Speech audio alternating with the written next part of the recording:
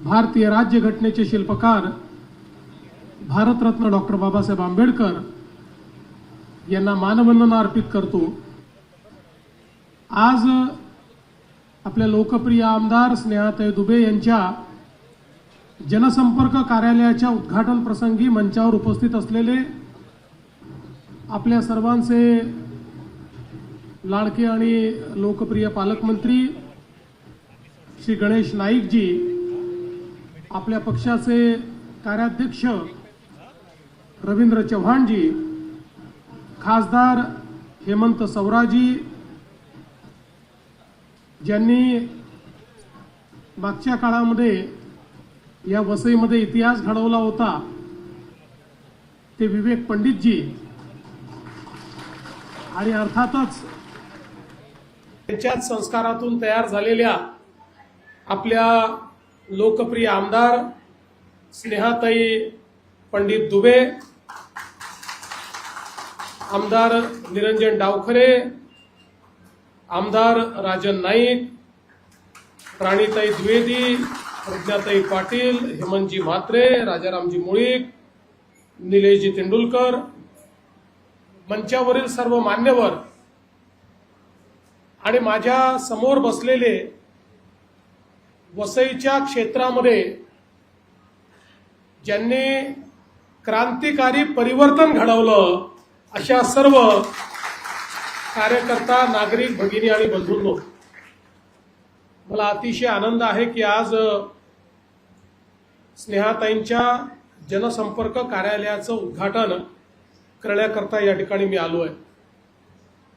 आज मुख्यमंत्री झाल्यानंतर पहिल्यांदाच आपल्यामध्ये येत असल्यामुळे मी आपले अतिशय मनापासून आभार मानतोय।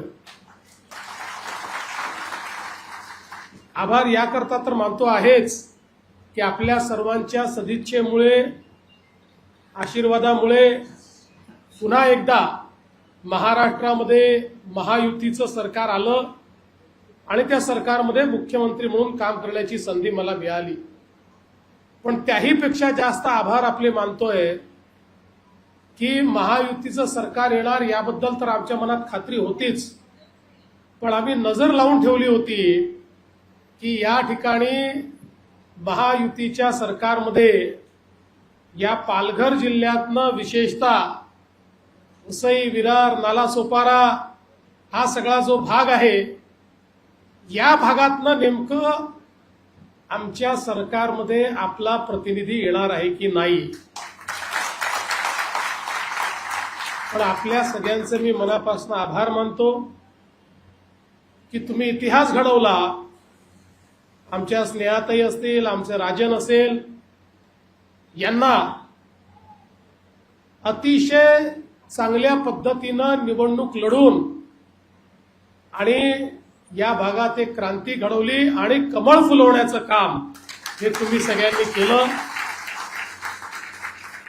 इतक्या वर्षामध्ये जी खंत आमची होती की लोकसभेत तर कमळ फुलायचं, पण विधानसभेतलं कमळ तिकडेच राहायचं, इकडे यायचंच नाही।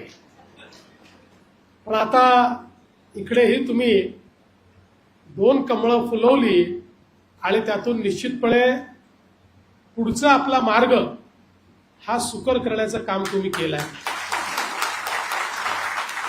खरं म्हणजे पालघर जिल्हा, वसई विरार महानगरपालिका हा सगळा मुंबईचा एक प्रकारे बृहद अशा प्रकारचा, एक्सटेंडेड अशा प्रकारचा भाग आहे। हा सगळा भाग गेल्या अनेक वर्षात खूप मोठ्या प्रमाणात डेन्सली पॉप्युलेटेड झाला आणि मोठ्या प्रमाणात लोक या ठिकाणी राहायला आले, लोकवस्ती वाढली। पण दुर्दैवाने ज्या प्रमाणात आणि ज्या वेगाने या भागामध्ये लोकवस्ती वाढली, त्या वेगानं नागरी सोयी मात्र आपण वाढवू शकलेलो नाही, हे दुर्दैव आहे। आज क्षेत्र महानगरपालिकेचं असलं तरी देखील या क्षेत्रातल्या अनेक भागांमध्ये गेल्यानंतर आपण शहरात आहोत की खेड्यात आहोत असा प्रश्न आपल्याला पडावा, अशा प्रकारची परिस्थिती आहे। खरं तर योग्य वेळी हे नागरीकरण मॅनेज करण्याकरता आणि नागरीकरणाने क्रिएट होणारी व्हॅल्यू ही कॅप्चर करण्याकरता जर प्रयत्न झाले असते तर मुंबईसारखी किंवा मुंबईच्या अनेक आसपासच्या महानगरपालिकांसारखी सुनियोजित अशा प्रकारची ही महानगरपालिका राहिली असती. पण दुर्दैवाने ती परिस्थिती आपल्याला पाहायला मिळत नाही. वसईसारखं अतिशय ऐतिहासिक अशा प्रकारचं आपलं गाव की ज्याला एक मोठा छत्रपती शिवाजी महाराजांचा, मराठा साम्राज्याचा, हिंदवी स्वराज्याचा इतिहास आहे.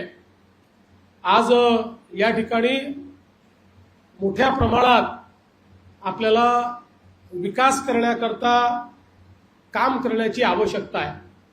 आणि म्हणूनच मी तुम्हाला आश्वस्त करण्याकरता आलोय. स्नेहाताईंसारख्या एक संघर्षशील, म्हणजे स्नेहाताईंचा उल्लेख आपण निश्चितपणे, त्यांनी जसं सांगितलं की जन्मापासून त्यांना संघर्ष करायला विवेक भाऊंनी शिकवलं, त्यामुळे संघर्ष कन्या असाही त्यांचा उल्लेख करता येईल. अशा आमच्या स्नेहाताई आहेत आणि त्यांच्या नेतृत्वामध्ये या भागामध्ये आपल्याला एक मोठं परिवर्तन घडवायचं आहे. मी असेन, पालकमंत्री गणेश नाईक साहेब असतील, रवीजी असतील, आम्ही सगळे पूर्ण ताकदीने स्नेहाताईंच्या आणि राजनच्या पाठीशी उभे आहोत. आणि मी तुम्हाला आश्वस्त करतो, या 5 वर्षामध्ये तुमचा गेल्या 20 वर्षाचा बॅकलॉग भरून काढण्याचा निर्णय आम्ही घेतला.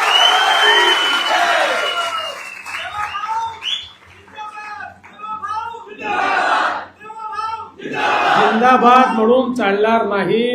बॅकलॉग भरायचा असेल तर जसं परिवर्तन विधानसभेत केलं तसं महानगरपालिकेतही करावं लागेल.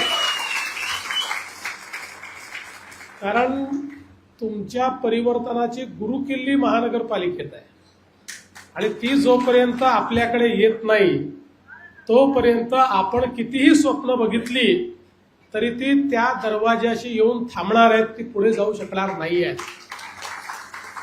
म्हणून आता आपल्या सर्वांना विनंती आहे की जोरात कामाला लागा. महानगरपालिकेच्या दृष्टीनं पूर्ण शक्तीनिशी उतरा. तिथे देखील परिवर्तन घडवा. तुम्ही तिथे परिवर्तन घडवा आणि त्याच्यानंतर मग काय परिवर्तन होत आहे हे 5 वर्ष बघा.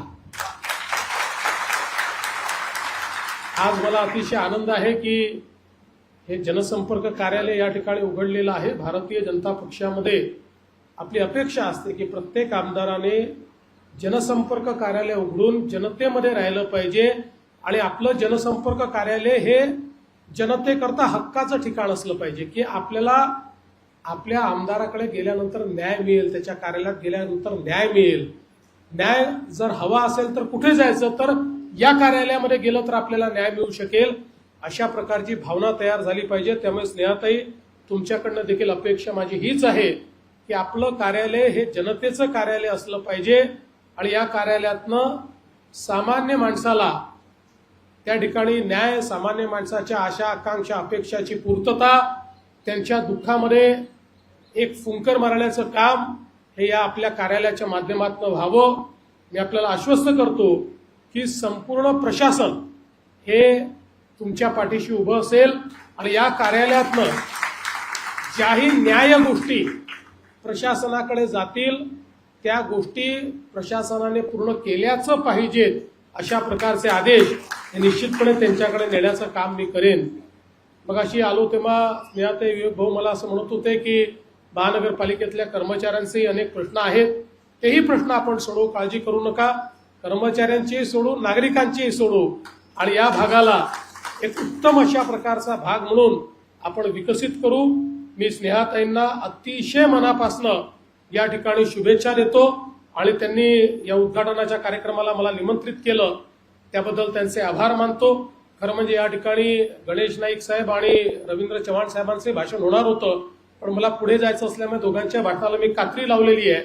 त्याच्यामुळे त्यांचे मी या ठिकाणी दोघांची क्षमा मागतो आणि त्यांच्याही वतीनं मीच आपल्याला सर्वांना शुभेच्छा देत मी माझे 2 शब्द संपवतो. धन्यवाद.